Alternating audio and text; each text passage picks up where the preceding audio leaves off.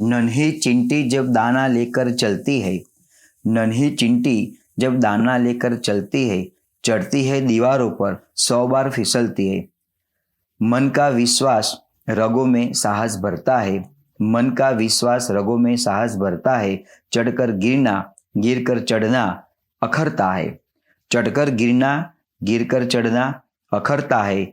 आखिर उसकी मेहनत बेकार नहीं होती, कोशिश करने वालों की हार नहीं होती, कोशिश करने वालों की हार नहीं होती। विद्यार्थी मित्रों, आप સૌનું શબ્દ મિત્ર યુટ્યુબ ચેનલ પરથી હાર્દિક હાર્દિક હાર્દિક સ્વાગત કરું છું। આપની સમક્ષ CCE પ્રશ્ન પેપર નંબર 2 એ લાવતા હું આનંદ અનુભવી રહ્યો છું અને આનંદની સાથે સાથે તમે પણ પ્રશ્નના ઉત્તર કેવી રીતે લખી શકાય તે શીખી શકો એવી શુભેચ્છા પણ હું તમને પાઠવી રહ્યો છું। તો આપણે જોઈએ પ્રશ્ન માટે કયા કયા પ્રશ્નો પૂછેલા છે, એનો ઉત્તર આ કઈ રીતે આવે છે તો તેની વાત કરીશું। પહેલો પ્રશ્ન આપણને આપેલો છે, કહેવતનો સાચો અર્થ આપો। બકરી આદુ ખાતા શીખી। 4 ઓપ્શન આપણને આપેલા છે। અયોગ્યને યોગ્ય બનાવવા વ્યર્થ પ્રયાસ કરવો। જે અયોગ્ય જે છે એને યોગ્ય બનાવો, નકામો પ્રયાસ કરો, વ્યર્થ એટલે નકામો થાય। નબળી વ્યક્તિ પણ સમય આવે હોશિયાર થઈ જાય છે। નબળી વ્યક્તિ હોય તો કોઈ સમય આવે એવું એને માટે હકારાત્મક કોઈ સમય આવી જતો હોય તો એ હોશિયાર બની જતો હોય આપોઆપ। સી છે વચન આપી ફરી જવું અને ડી છે શક્તિ ઉપરવટ જઈ અને મથવું। તો મિત્રો આમાં જે 4 ઓપ્શન આપેલા છે એમાંથી આપણને થતું હોય કે આમાંથી સાચો ઉત્તર કયો આવશે, તો તમે થોડું લોજિક દોડાવજો, કારણ કે કહેવતો તો દોસ્તો ઘણી બધી છે, ક્યાંથી પૂછાય શું ને કે નક્કી હોતું નથી। કહેવતો છે, રૂઢિપ્રયોગો છે, એટલે તમારી પાસે જે કંઈ પુસ્તકો હોય તમે વાંચો, પણ ક્યારેક કહેવતમાં આપણે લોજિક દોડાવીએ તો પણ આપણને કહેવતનો અર્થ આપણે આવડી જતો હોય છે। હવે બકરી આદુ ખાતા શીખી તો તમે સમજી શકો છો કે અયોગ્યને યોગ્ય બનાવવા વ્યર્થ પ્રયાસ કર્યો આવતો હોતો નથી। નબળી વ્યક્તિ પણ સમય આવે હોશિયાર થઈ જાય છે, એ આપણે બંધ બેસતો ત્યાં જવાબ આવે। નબળી વ્યક્તિ પણ સમય આવે હોશિયાર થઈ જાય છે, એટલે સાચો ઉત્તર જે છે આપણો આવશે નબળી વ્યક્તિ પણ સમય આવે હોશિયાર થઈ જાય છે, આ સાચો ઉત્તર। વચન આપી ફરી જવું એ તો બિલકુલ ત્યાં સેટ થતું નથી। શક્તિ ઉપરવટ જઈ મથવું એ પણ આવતું નથી। આપણને એ અને બીમાં લાગે કે કાં તો એ આવે કાં તો બી આવે, પણ એ આવતું નથી। બકરીને આદુ ખાતા શીખે એટલે નબળી વ્યક્તિ પણ સમય આવે હોશિયાર થઈ જાય છે। બીજો ઉત્તર આપેલો છે, બીજો પ્રશ્ન આપેલો છે, રૂઢિપ્રયોગનો સાચો અર્થ આપો। લાકડાની તલવારે મહિનો ખાઓ। લાકડાની તલવારે મહિનો ખાઓ એનો અર્થ શું થાય? એ ઓપ્શન છે ખોટો આડંબર ચલાવ્યો રાખવો, અગમચેતી વાપરવી, એ અગમચેતી વાપરવી એટલે ભવિષ્યનું વિચારવું, એકને વાકે બીજાને ફાયદો આપવો, બચત કરેલું જ ખાવું। તો બચત કરેલું ખાવું એ દોસ્તોમાં આવશે ને, અગમચેતી વાપરવી એ પણ નહીં આવે। આપણને એ અને સીમાંથી લાગે કે એ અથવા સીમાંથી આવે, પણ ના દોસ્તો, એમાં સી પણ નહીં આવે। આપણો સાચો ઉત્તર જે છે એ આવે છે ખોટો આડંબર ચલાવ્યો રાખો। લાકડાની તલવારે મહિનો ખાઓ એટલે ખોટો આડંબર, મિથ્યાભિમાન ચલાવી રાખવું। ગુજરાતીમાં એક આવી કહેવત છે, ખિસ્સા ખાલી ભપકા ભારે। લોકો તમાચો મારીને તેના ગાલને રાતો રાખે છે। આ બધું આને રૂઢિપ્રયોગને અનુકૂળ છે માટે આ ઉદાહરણ આવે, એટલે એનો અર્થ આ રીતે બનતો હોય છે, લાકડાની તલવારે મહિનો ખાઓ એટલે કે ખોટો આડંબર ચલાવ્યો રાખો। બીજો પ્રશ્ન આપણને આપેલો છે, બધી જોડણી સાચી હોય તેવો વિકલ્પ શોધી બતાવો। તો મધુકર, દાંભિક, જ્યોત્સના અને જિલ્લો, A, B, C અને D માં એ રીતે છે। તો મધુકર ખોટું લખેલું છે, દાંભિક પણ ખોટું છે, જ્યોત્સના પણ ખોટું લખેલું છે અને જિલ્લો એ સાચું છે, પણ એ ઓપ્શન આવશે ને। પ્રશ્ન આપણને પૂછેલો છે બધી જોડણી સાચી હોય તેવો વિકલ્પ તમારે શોધવાનો છે। મધુકર, દાંભિક એ જોડણી સાચી છે, જ્યોત્સના જોડણી ખોટી છે, જિલ્લો એ પણ જોડણી ખોટી છે, એટલે એ નહીં આવે। આપણો સાચો ઉત્તર જે છે બી પણ નહીં આવે। હવે સી, તો મધુકર, દાંભિક, જ્યોત્સના અને જિલ્લો, તો આપણો ઉત્તર સી જે છે એમાં બધી જ જોડણી સાચી છે, એટલે ઉત્તર આપણો આવશે સી, આન્સર એ સાચો છે। ડી નહીં આવે, કારણ કે ડીમાં મધુકર જોડણી સાચી છે, દાંભિક ખોટું લખેલું છે, જ્યોત્સના ખોટું લખેલું છે અને જિલ્લો સાચું છે। મધુકર એટલે મધમાખી થાય, દાંભિક એટલે અભિમાની ઘમંડી થાય, જ્યોત્સના એટલે ચાંદની થાય અને જિલ્લો તો આપ જાણો છો। તો આ રીતે બધી જોડણી સાચી હોય તેવો વિકલ્પ સી છે। બીજો પ્રશ્ન છે, આપેલા સમાનાર્થી શબ્દનો સાચો વિકલ્પ તમારે બતાવવાનો છે. આપેલા સમાનાર્થી શબ્દનો સાચો વિકલ્પ બતાવો. તો હસ્ત એટલે હાથ, કર એટલે હાથ. આ પાણી, પાણી એટલે પીવાનું પાણી, મતલબ કે જળ. જો કે પીવાનું જ હોય, પણ ઘણાને લાગે કે પાણી એટલે કયું, ગંદુ પાણી કે કયું પાણી, એ તો સ્પષ્ટતા કરી દેવી સારી કે પાણી એટલે જળ એમ પણ કહી શકાય. પછી ભુજા એટલે હાથ. તો હસ્ત, કર અને ભુજા આ 3 શબ્દો સાચા છે. પાણી જે શબ્દ છે ખોટો છે, એટલે એ આન્સર આવશે નહીં. ગાત્ર એટલે શરીર, વપુ એટલે શરીર, બદન એટલે શરીર, આખેટક એટલે શિકારી થાય. તો 3માંથી આ શબ્દ જુદો પડે છે, એટલે એ પણ આવશે નહીં. પ્રશ્ન પૂછેલો છે, સમાનાર્થી શબ્દનો સાચો વિકલ્પ પસંદ કરો. નિશાકર, નિશાકરનો અર્થ બને છે ચંદ્ર. સપાકર એટલે ચંદ્ર, મયંક એટલે ચંદ્ર, ઇન્દુ એટલે ચંદ્ર. આપણો સાચો ઉત્તર એ સી આવશે. નિશાકર, સપાકર, મયંક અને ઇન્દુ આ 4 સમાનાર્થી શબ્દો સાચા છે. હીર એટલે રેશમ થાય, સોનું એટલે રેશમ ના થાય, સોનું એટલે સોનું, ગોલ્ડ, રેશમ અને તેજ. હીર, રેશમ અને તેજ આ સમાનાર્થી શબ્દ છે. સોનું એનો સમાનાર્થી શબ્દ નથી. આપણને જે પ્રશ્ન પૂછેલો છે, સમાનાર્થી શબ્દનો સાચો વિકલ્પ પસંદ કરો, તો સાચો વિકલ્પ આવશે સી આવશે. પ્રશ્ન નંબર 5, નીચેનામાંથી શુદ્ધ વાક્ય હોય તેવો વિકલ્પ પસંદ કરો. અહીંયા તમને 4 વાક્યો આપેલા છે, એમાંથી 3 વાક્યો ખોટા છે. એ તમારે સાચા વાક્યને પસંદ કરવાનું છે. તો કયા કયા ખોટા છે આપણે જોઈએ. તે સજ્જન માણસ હતા, તો વાક્ય ખોટું છે, કારણ કે સજ્જન પછી માણસ આવે નહીં. સજ્જનની તમે સંધિ છૂટી પાડો તો આ રીતે બને સત વત્તા જન, એટલે કે સારો માણસ, એટલે ફરી માણસ માણસ શબ્દ આવે નહીં, એ ઓપ્શન ખોટું. મારા માજી આવ્યા, તો માજી એ માનવાચક શબ્દ છે. બીજું કે સ્ત્રીલિંગ છે, એટલે રની પર અનુસ્વાર આવે, યની પર અનુસ્વાર આવે, જે અહીંયા લખેલું નથી, એ ખોટું છે. રાજા રાણી ને કુંવર ગયા, તો અહીંયા ને એટલે કંજક્શન છે, એનો અર્થ બને અને. રાજા રાણી અને કુંવર ગયા. રાજા પુલ્લિંગ, રાણી સ્ત્રીલિંગ, કુંવર પુલ્લિંગ. તો ગયાની પર અનુસ્વાર આવે તો આ વાક્ય સાચું છે. નિયમ એવો છે કે પુલ્લિંગ હોય અને સ્ત્રીલિંગ હોય તો ક્રિયાપદમાં બિંદી આવે, એટલે કે અનુસ્વાર આવે. હવે માનો કે રાજા ને કુંવર ગયા એવું હોય તો એની પર અનુસ્વાર આવે નહીં. આ નિયમને તમે યાદ રાખજો. તેઓનો વિચાર નવીન છે, તો એ વાક્ય ખોટું છે. તો તમને એમ લાગે કે એ વાક્ય કેમ ખોટું છે? તેઓનો વિચાર નવીન છે, કારણ કે જે સર્વનામ મૂકેલું છે તેઓનો, એ ખોટું લખેલું છે. તેઓનો ના આવે, તેમનો આવે. તેમનો વિચાર નવીન છે. જો આ રીતે વાક્ય લખેલું હોય તો એ વાક્ય આપણું સાચું આવે, પણ એ રીતે વાક્ય લખેલું નથી. તેઓનો લખેલું છે, તેમનો લખેલું હોય તો સાચું આવે. રાજા રાણી ને કુંવર ગયા આ વાક્ય સાચું છે. તો પ્રશ્ન નંબર 5માં શુદ્ધ વાક્ય હોય તેવું વિકલ્પ પસંદ કરો, તો આપણો વિકલ્પ છે સી, એ આપણો ઉત્તર ત્યાં સાચો છે. હવે આમાં આપણે આગળની મંજિલ તરફ આગળ વધીએ. શબ્દ સમૂહ માટેનો ખોટો વિકલ્પ પસંદ કરવાનો. દોસ્તો અહીં તમે શબ્દ સમૂહ આપેલો છે, એમાંથી કયો વિકલ્પ ખોટો છે એ તમારે બતાવવાનો છે. પહેલું છે, એક પણ સંતાન મારી ન ગયું. અહીંયા વાક્યમાં ભૂલ છે. આપણું વાક્ય આ રીતે બનશે, એક પણ સંતાન મરી ન ગયું હોય તેવી સ્ત્રી. વાક્ય તમારે આ રીતે યાદ રાખવું. એક પણ સંતાન મરી ન ગયું હોય તેવી સ્ત્રી, તો તેને અખોવન કહેવાય. એ શબ્દ સમૂહ માટેનો એક શબ્દ સાચો છે. તેને શું કહેવાશે? અખોવન. તો એ શબ્દ સાચો છે. ઘેર ઘેર ભિક્ષા માંગવી તે, તો એને માધું કરી, તો એ પણ શબ્દ સાચો છે. સરકારના હુકમથી તેડવા આવેલો બેલીફ, એને મુસલ કહેવાય, એ પણ શબ્દ સાચો છે. જેની પત્ની પરગામ ગઈ હોય તેવું પુરુષ, અહીંયા આપણે આપેલું છે પ્રોષિત ભરતુક હતો. આ વિધાન ખોટું છે. હવે આપણને એમ લાગે કે કેમ વિધાન ખોટું છે, તો હું તમને સમજાવી દઉં કઈ રીતે વિધાન ખોટું છે. પણ આપણે પહેલા ટીક કરી દઈએ કે તમને જે પ્રશ્ન પૂછેલો છે એના આધારે ઉત્તર આ સાચો છે. ઓકે, તો જેની પત્ની પરગામ ગઈ હોય તેવો પુરુષ પ્રોષિત ભરતુક ન કહેવાય, એને પ્રોષિત પત્નીક કહેવાય. પ્રોષિત પત્નીક કહેવાય. હવે આ શબ્દ કોના માટે આવે પ્રોષિત ભરતુક? તો એનાથી ઊંધું આવે કે જેનો પુરુષ પરગામ ગયો હોય તેવી સ્ત્રી, તો એને પ્રોષિત ભરતુક કહેવાય. પણ જેની પત્ની પરગામ ગઈ હોય તેવો પુરુષ એટલે કે પ્રોષિત ભરતુક કહેવાય. જે પ્રશ્ન પૂછેલો છે ખોટો વિકલ્પ પસંદ કરો, તો આપણે આ ડી એ ખોટો વિકલ્પ આપણને આપેલો છે, ઉત્તર આપણો તે સાચો છે. પછીનો પ્રશ્ન છે, વિરોધાર્થી શબ્દનો સાચો વિકલ્પ તમારે પસંદ કરવાનો છે. વિરોધાર્થી શબ્દ તો મિતાહારી, અક્રાંતિવ, લાઘવ તો ચોટદાર.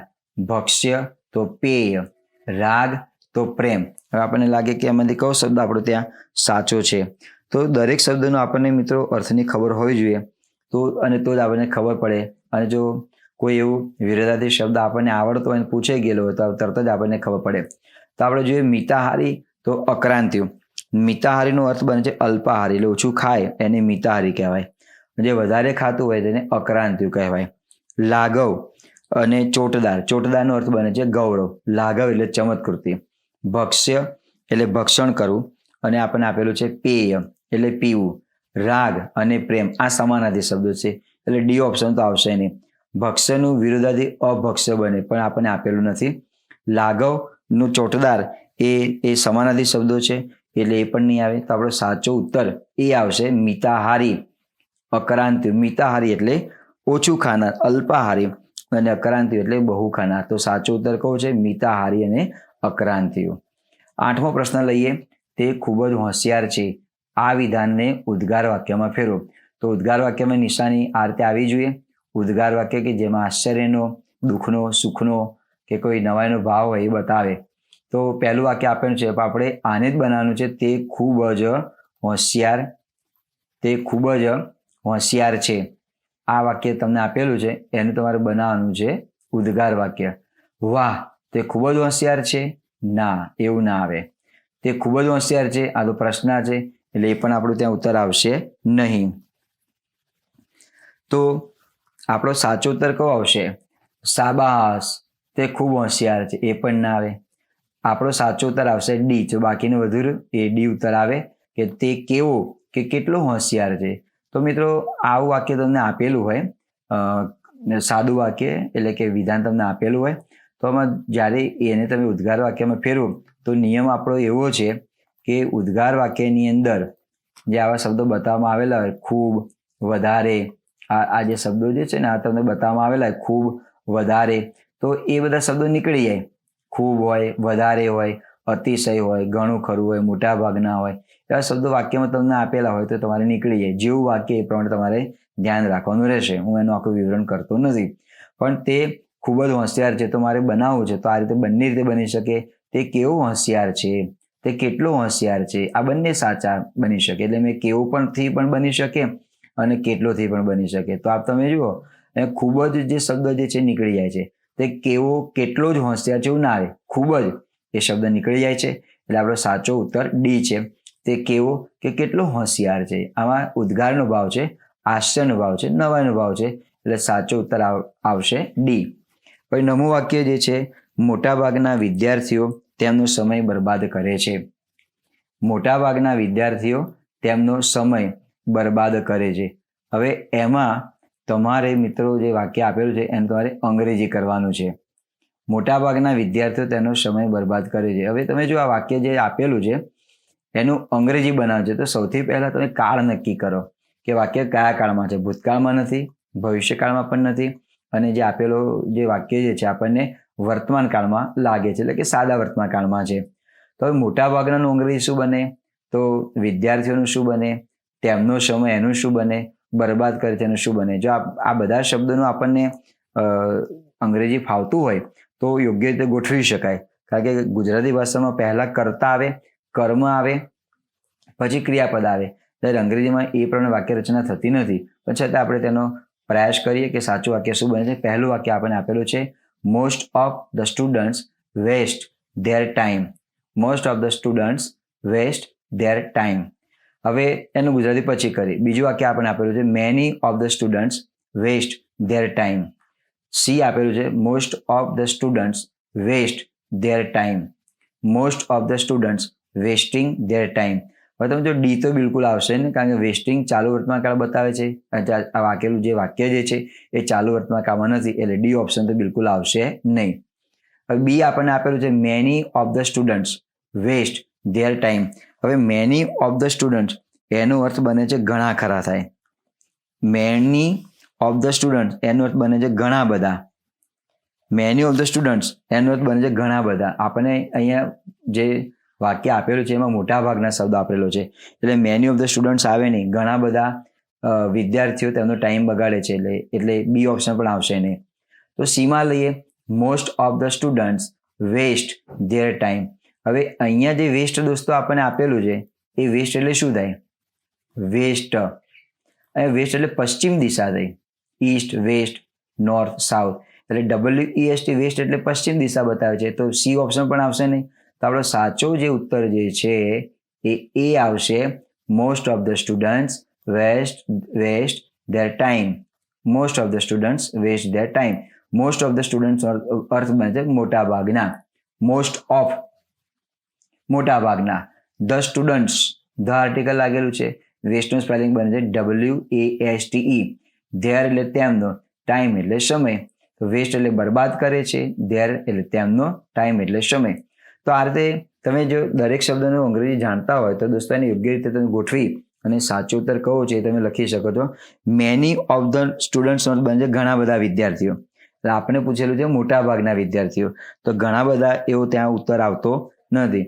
એટલે એમાં, સીમાં અને ડીમાં મોસ્ટ ઓફ લખેલું છે. તો આપણે જોઈએ તો એ ઉત્તર સાચો છે, most of the students. C ઉત્તર જે છે એમાં વેસ્ટનો સ્પેલિંગ ખોટો લખેલો છે એટલે એ ના આવે. અને ડી ઉત્તર જે છે વેસ્ટિંગ આપેલું છે WASTING એટલે એ પણ ના આવે. તો આપણે આ રીતે દોસ્તો જે નવું વાક્ય જે આપેલું છે એનો સાચો ઉત્તર આપણો આવશે એ આવશે. હવે 10મો પ્રશ્ન લઈએ. આપેલા શબ્દોમાંથી અલગ પડતો સમાસ ઓળખી બતાવો. હવે અહીંયા તમારે થોડું મગજને દોડાવવું પડશે કારણ કે તમને કર્મધારય છે, તત્પુરુષ છે કે બહુરી છે કશું આપેલું નથી. તો સૌથી પહેલા આપણે જોવું પડે કે જે શબ્દો સમાસ જે આપણને પૂછેલા છે એ સમાસનો પ્રકાર કયો છે. તો જોઈએ પહેલો આપણને આપેલું છે આપેલા શબ્દોમાંથી અલગ પડતો સમાસ ઓળખી બતાવો. વિરથ, પાણીપંતો, અવિભાજ્ય અને કાગળ કાયા. તો દરેકનો અર્થ લઈએ. વિરથ તો એનો અર્થ આ રીતે બને કે જેની પાસે રથ નથી તે. પાણીપંતો જેનો પંથ પાણી જેવો વેગીલો છે તે. અવિભાજ્ય એટલે કે જેની ભાગી શકાતી નથી તે અવિભાજ્ય. તો વિરથમાં વિશેષણ બને છે કોઈ યોદ્ધાનું બને, વિરથ યોદ્ધા, રથ વગરનું યોદ્ધા. આપણને ખબર છે કે બહુરી સમાસ જે છે એ બીજા પદનું વિશેષણ બનતું હોય છે. નીલકંઠ મહાદેવ, વિધુર પુરુષ, વિધવા સ્ત્રી, નમાયું બાળક, મુશળધાર વરસાદ. એ તે વિરથ યોદ્ધાનું વિશેષણ બને છે એટલે આ બહુરી સમાસ છે. પાણીપંથો જેનો પંથ પાણીના જેવો વેગીલો છે તે. તો પાણીપંથો ઘોડો આ પણ બહુરી સમાસ છે એટલે બી ઉત્તર પણ સાચો છે. એ અને બી સરખા છે. સી લઈએ. અવિભાજ્ય જેને ભાગી શકાતું નથી તે. તો અવિભાજ્ય સંખ્યા આ પણ બહુરી સમાસ છે એટલે એ, બી અને સી બહુરી છે. તો ડી લઈએ. તો ડીમાં શું છે? કાગળ કાયા. તો એનો વિગ્રહ શું બને? કાગળ કાયા એટલે કાગળ જેવી કાયા. તો દોસ્તો કાગળ કાયા જે છે એ બહુરી સમાસ નથી, એ કર્મધારય સમાસ છે. તો તમને ખ્યાલ પડી ગયો કે એ, બી અને સી એ ત્રણ જે ઓપ્શન આપેલા છે એ સાચા છે એટલે કે મતલબ કે બહુરી સમાસના છે. આપણે પ્રશ્ન પૂછેલો છે અલગ પડતો સમાસ કયો છે? તો એ, બી, સી માંથી અલગ પડે છે ડી, કાગળ કાયા કર્મધારય છે અને એ, બી અને સી જે છે એ સમાસ એ બહુરી સમાસ છે. તો આવો પ્રશ્ન દોસ્તો પૂછાય તો આપણે થોડું વધારે ધ્યાન રાખવું પડશે કે સમાસને સાચે તો ઓળખી લેવો પડે અને જો અયોગ્ય રીતે ઓળખીએ તો આપણે જવાબમાં પણ ક્યાંક તકલીફ પડતી હોય છે. તો સમાસને તમારે ધ્યાન રાખવું ત્યાં જરૂરી છે. હવે બહુ મહત્વનો પ્રશ્ન છે દોસ્તો. અહીં તમને ગદ્યખંડ આપેલો છે એમાંથી પ્રશ્નોના ઉત્તર આપણે શોધવાના છે. હું ગદ્યખંડ વાંચું છું કે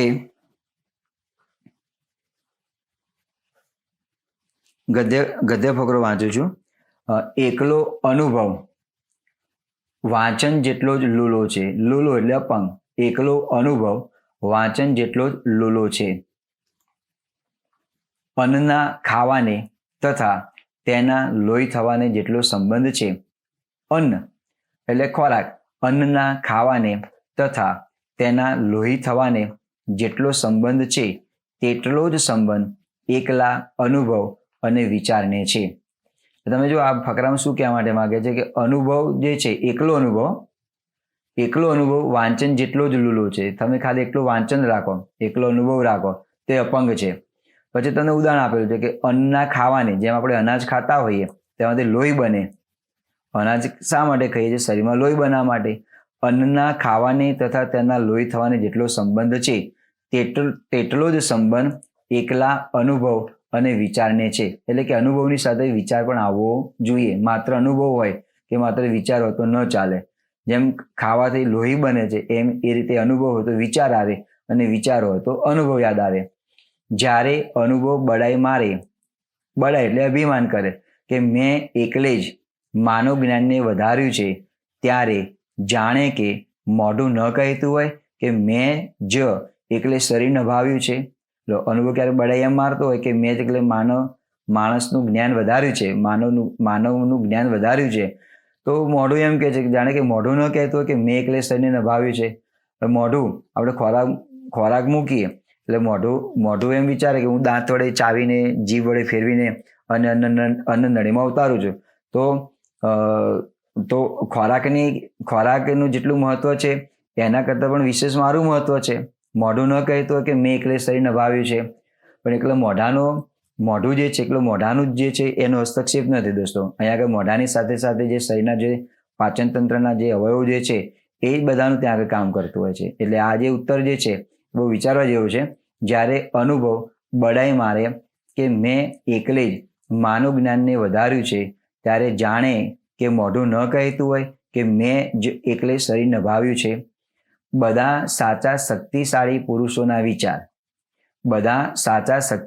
પુરુષોના વિચાર નિશ્ચયાત્મકતા એટલે કે નિર્ણય, પાકો નિર્ણય, ચોકસાઈ અને એને પરિણામે નિપજતા પ્રસાદ અને સ્પષ્ટતા બીજા માણસોના વિચારથી જુદા પડી આવે છે. બધા સાચા જે શક્તિશાળી પુરુષો જે છે એ કેમ બીજા માણસો કરતાં જુદા પડી આવે છે? એનું કારણ એ છે કે તેઓ જે વસ્તુ કહેવા માંગે છે પછી તે પદ્યમાં હોય, પદ્ય એટલે કાવ્ય, ગદ્યમાં હોય કે સંગીતમાં હોય, તેને તેઓ ચોક્કસ અને સ્પષ્ટ રીતે જાણે છે. એટલે સાચો શક્તિશાળી પુરુષ જે છે એ જાણતો જ હોય છે કે મારો વિચાર કઈ રીતે બધા કરતાં જુદો પડે છે. બીજા લોકોમાં આ નિશ્ચયાત્મકતા અને વિશદતા હોતી નથી, નિર્ણયાત્મક શક્તિ અને જાણકારી હોતી નથી, અને તેઓ તરત જ ઓળખાઈ જાય છે. ઉત્તમ બુદ્ધિશાળી પુરુષનું લક્ષણ એના નિર્ણયોની એકાગ્રતા છે. તો બુદ્ધિશાળી પુરુષ ઉત્તમ કોને કહેવાય? અહીં આપેલો છે જેના નિર્ણયમાં એકાગ્રતા છે તે, અને એકવાર નિર્ણય લીધા પછી ફરે નહીં, તે જે કાંઈ બોલે છે તે વિચારનું જ પરિણામ છે. પોતાના વિચારોને જે રીતે તે વ્યક્ત કરે છે તેમાં તે પ્રત્યેક સ્થળે આ જણાઈ આવે છે. એવા લોકો બુદ્ધિના પ્રદેશના સાર્વભૌમ રાજા છે, બીજા લોકો માત્ર પ્રતિનિધિઓ જ છે. અહીંયા મક્કમ વ્યક્તિ કોને કહેવાય? બુદ્ધિશાળી વ્યક્તિ કોને કહેવાય? સાચો શક્તિશાળી પુરુષ કોને કહેવાય? એનો આપણને આ ફકરાની અંદર વાત કરેલી છે કે એકલો અનુભવ હોય તો ન ચાલે, અનુભવની સાથે વિચાર પણ ત્યાં હોવો જરૂરી છે. તો આપણે એના આધારે મિત્રો કેટલાક પ્રશ્નો જોઈએ. અહીં પ્રશ્નો આપણને આપેલા છે કે અનુભવ અને વિચાર વચ્ચે કેવો સંબંધ છે? 4 ઓપ્શન છે. ભોજનના અન્ન અને લોહી વચ્ચે છે તેવો, શ્રવણ વાંચન જેવો, અનુભવ અને મનન ચિંતન જેવો, બુદ્ધિ અને મનન જેવો. તો શ્રવણ એટલે સાંભળવું, વાંચન એટલે વાંચવું, તો બી ઉત્તર આવતો નથી. બુદ્ધિ અને મનન જેવું, ડી પણ આવતો નથી. હવે અનુભવ અને મનન ચિંતન, તો આપણને લાગે કે એ અનુભવનું ચિંતન આવશે, તો દોસ્તો એ ઉત્તર ત્યાં નથી આવતો. આપણો સાચો ઉત્તર આવે છે ભોજનના અન્ન અને લોહી વચ્ચે છે તેવો. અહીં તમે જો અન્નના ખાવાની તથા તેના લોહી થવાની જેટલો સંબંધ છે તેટલો જ સંબંધ એકલા અનુભવ અને વિચારને છે. અહીંયા તમને તેનો ઉત્તર મળે છે. પ્રશ્ન આપણને આ પૂછેલો છે, અનુભવ અને વિચાર વચ્ચે કેવો સંબંધ છે? તો ભોજન લીધા પછી ભોજનના અન્ન અને લોહી વચ્ચે છે તેવું. આપણે ખોરાક લઈએ છીએ તો એ ખોરાકમાંથી લોહી બનતું હોય છે. તો એ રીતે અનુભવ અને વિચાર જોડાયેલા છે. અનુભવ હોય તો વિચાર આવે, ને વિચાર હોય તો અનુભવ આવે. તો સાચો ઉત્તર જે છે એ આપણો એ આવશે. ઉત્તમ બુદ્ધિશાળી પુરુષનું કયું લક્ષણ નથી? અહીં તમને 4 ઓપ્શન આપેલા છે. ઉત્તમ બુદ્ધિશાળી પુરુષનું કયું લક્ષણ નથી? તેનામાં નિર્ણયની એકાગ્રતા હોય છે, તે જે બોલે છે તે વિચારનું પરિણામ હોય છે, મેં એકલે જ માનવ જ્ઞાનને મેળવ્યું છે, અને તેના વિચારોમાં તલ્લીન હોય છે. તો એ ઓપ્શન જે છે આપણે જે ફકરો વાંચ્યો એમાં આવેલું છે તેનામાં નિર્ણયની એકાગ્રતા હોય છે એ ઉત્તમ પુરુષનું લક્ષણ છે. તે જે બોલે છે તે વિચારનું પરિણામ હોય છે એ પણ એનું લક્ષણ છે. મેં એકલે જ માનવ જ્ઞાનને મેળવ્યું છે આ એનું લક્ષણ હોતું નથી. તેના વિચારમાં તલ્લીન હોય છે એટલે A, B અને D એ ઉત્તમ એટલે કે બુદ્ધિશાળી પુરુષના લક્ષણ બતાવે છે, પણ C જે છે એ એનું લક્ષણ બતાવતું નથી. એટલે આપણને જે પ્રશ્ન પૂછેલો છે એ પ્રશ્ન પ્રમાણનો આપણો સાચો ઉત્તર આવશે C આવશે. મેં એકલે જ માનવ જ્ઞાનને મેળવ્યું છે આ ઉત્તમ બુદ્ધિશાળી પુરુષનું લક્ષણ નથી. અને અનુભવ અને વિચારો જે કેવો સંબંધ છે એનો સાચો ઉત્તર આપણે આવશે ભોજનના અન્ન અને લોહી વચ્ચે છે તેવું. જેમ અનાજ ખાવાથી આપણું લોહી બને છે તે રીતે અનુભવના કારણે આપણા વિચારો પણ ઘડાતા હોય છે. તો દોસ્તો આ એક પ્રશ્ન જે છે ગદ્યખંડને આધારે પ્રશ્નનો ઉત્તર આપો. ફકરાને બરાબર વાંચી અને સમજી અને તેનો ઉત્તર આપણે આપવાનો હોય છે. હવે મારે આ ગદ્યખંડને શીર્ષક આપો તો શું આપી શકાય? તો આપણે આ ગદ્યખંડને યોગ્ય શીર્ષક આપો અનુભવથી મેળવેલું જ્ઞાન, શ્રવણ અને મનન, યોગ્ય નિર્ણય કે ઉત્તમ પુરુષ. તો ઉત્તમ પુરુષ એ ન આવે, યોગ્ય નિર્ણય એ પણ ના આવે, શ્રવણ અને મનન સાંભળવું અને મનન કરવું પણ ના આવે. કારણ કે યોગ્ય નિર્ણય જે આપેલો ફકરો જે છે એને કોઈ ત્યાં શૂટ થતું જ નથી એટલે એ પણ આવશે નહીં. ઉત્તમ પુરુષ એ પણ આવે, ઉત્તમ પુરુષના લક્ષણો બતાવેલા છે તો આપણો સાચો ઉત્તર આવશે એ કે અનુભવના આધારે મેળવેલું જ્ઞાન. આ તેનું યોગ્ય શીર્ષક છે. અનુભવથી મેળવેલું જ્ઞાન એનું યોગ્ય શીર્ષક છે. સંધિ જોડો વર્ષા વત્તા ઋતુ. તો એને કયો ઓપ્શન આવે? વર્ષા ઋતુ એ ના આવે. વર્ષઋતુ, વર્ષાતું અને વર્ષા ઋતુ તો ડી પણ ના આવે. વર્ષાતું આપણને આવે. આપણો સાચો ઉત્તર જે છે બી આવશે વર્ષઋતુ. આ તેનો સાચો ઉત્તર છે. વર્ષા વત્તા ઋતુ તો બરાબર વર્ષા ઋતુ થતો હોતો નથી પણ એનો સાચો ઉત્તર વર્ષઋતુ આ રીતે આવે. તમે સત્ય બોલો છો આ વાક્યનો અર્થ ન બદલાય તે રીતે નકારમાં ફેરવો. જુઓ પ્રશ્ન પૂછેલો છે આ વાક્યનો અર્થ ન બદલાય તે રીતે તમારે નકાર વાક્ય બનાવવાનું છે. તો તમે સત્ય બોલો છો તો મિત્રો આ રીતે તમને આપેલું હોય કે તમે સત્ય બોલો છો આવો તમને પ્રશ્ન આપેલો હોય અને કહેલું કે આ વાક્યનો અર્થ ન બદલાય તે રીતે નકારમાં ફેરવો. તો તમારે બે બાબતો ધ્યાનમાં રાખવાનું કે સૌથી પહેલા તમે જે કોઈ સંજ્ઞા આપેલી છે તેને વિરોધી શબ્દ તમે શોધો. તો અહીંયા વિરોધી શબ્દ કયો સારો બને? સત્યનો વિરોધી શબ્દ બને સત્ય. હવે વાક્ય હકારમાં હોય તો તમારે નકાર કરવાનું છે. હકાર હોય તો નકાર કરવાનો અને નકાર હોય તો હકાર કરવાનો એવો નિયમ છે. તમને આ રીતે પૂછેલું હોય તો આ વાક્યનો અર્થ ન બદલાય તો તમે સત્ય બોલો છો તો પહેલું વાક્ય છે તમે સત્ય બોલતા નથી કારણ કે સત્યનું વિરોધાર્થી આપેલું નથી એટલે એ વિકલ્પ આવશે નહીં. તે સાચું બોલતા નથી એ પણ નહીં આવે કારણ કે સત્યનું વિરોધાર્થી આપણને આપેલું નથી. તમે હંમેશા જૂઠ બોલો છો એ પણ નહીં આવે કારણ કે હંમેશા શબ્દ તો છે જ નહીં વાક્યમાં. અને બીજું કે વાક્ય હકાર છે બોલો છો તો આ પણ હકારમાં છે એટલે એ પણ નહીં આવે. આપણો સાચો ઉત્તર જે છે એ આવશે ડી તમે ખોટું બોલતા નથી. કેવી રીતે? જો તમે સર્વનામ છે એટલે આમાં કોઈ જાતનો ફેરફાર થતો નથી. સત્યનું વિરોધી બને ખોટું બને અને અસત્ય પણ લખાય. તમે અસત્ય બોલતા નથી બે શબ્દ સાચા છે. જૂઠું તો ખોટું બને બરાબર છે કારણ કે બંને જૂઠું, ખોટું, અસત્ય આ બધા સમાનાર્થી શબ્દો છે. પણ તમને જો સત્ય છે તો તમે અસત્ય લખો તો લખી શકે એ પણ સાચું છે અને ખોટું એ પણ સાચું છે. અહીં બિલકુલ આ જે ડી ઓપ્શનમાં જે આપણે અંડરલાઈન કરી છે એ બિલકુલ ખોટું નથી. જૂઠું, ખોટું, અસત્ય સમાનાર્થી શબ્દો છે બીજાના. એટલે અહીંયા આપણે સત્યના બદલે ખોટું લખેલું છે તો આ વાક્ય સાચું છે. માનો કે ખોટુંના બદલે અસત્ય લખવું હોય તો પણ લખી શકાય. તમે અસત્ય બોલતા નથી બરાબર. તો તમે જો સત્ય જે છે આ સત્ય એનું તમને વિરોધાર્થી શબ્દ આ સત્યનો વિરોધાર્થી તમારે મૂકવાનું છે. સત્યનો વિરોધાર્થી શું બને? અસત્ય અથવા તો ખોટું. પછી બોલો છો આ હકારમાં જ છો તો તમારે એનું નકાર કરી દેવાનું. તમે ખોટું બોલતા નથી. તમે સાચું બોલતા નથી તો તમે ખોટું બોલતા નથી બરાબર છે. તમે સત્ય બોલો છો તો તમે અસત્ય બોલતા નથી. એટલે બંને વાક્ય સાચા છે એમાં કંઈ બિલકુલ ખોટું નથી કારણ કે વાક્યનો જે ભાવ જે છે એ ભાવ બદલાતો નથી. એટલે તમને જે પ્રશ્ન પૂછેલું છે આ વાક્યનો અર્થ ન બદલાય તે રીતે નકારમાં ફેરવો. તો દોસ્તો આ રીતે આપણું વાક્ય બને છે. તો આ રીતે મિત્રો સીસીની અંદર તમને જુદા જુદા પ્રશ્નો પૂછી શકે. બહુ પેપર તમારે અઘરું નહીં જ હોય. 15 ગુણનો જે પ્રશ્ન જે છે એને જો તમે બહુ જ ધ્યાનથી સમજી વિચારીને કોઈ પણ જે તમને વિષય આપેલા છે એમાં તમે ધ્યાન આપશો તો તમને કોઈ તકલીફ પડશે નહીં. અને આ જે પ્રશ્ન નંબર ડી જે છે, વિભાગ ડી, એમાં જે ગુજરાતીનું જે 15 માર્કનું પૂછાય છે, જે પૂછાવાનું છે એ ખૂબ જ સરળ છે જ, અઘરું જરાય નથી. એટલે બિલકુલ ચિંતા ન કરતા, ચિંતા મુક્ત બની અને તમે આ પરીક્ષા જે છે તમે આપજો એવી શુભકામના સાથે મિત્રો મારા આ જે વિડીયો જે છે એને વિરામ આપું છું, મારી વાણીને વિરામ આપું છું. જો આપને મારો આ વિડીયો તમને પસંદ પડ્યો હોય તો તમારા મિત્રોને વધુમાં વધુ તમે શેર કરો એવી હું આશા રાખું છું. આ સાથે હું મારી વાણીને વિરામ આપું છું. જય હિન્દ, જય જય ગરવી ગુજરાત.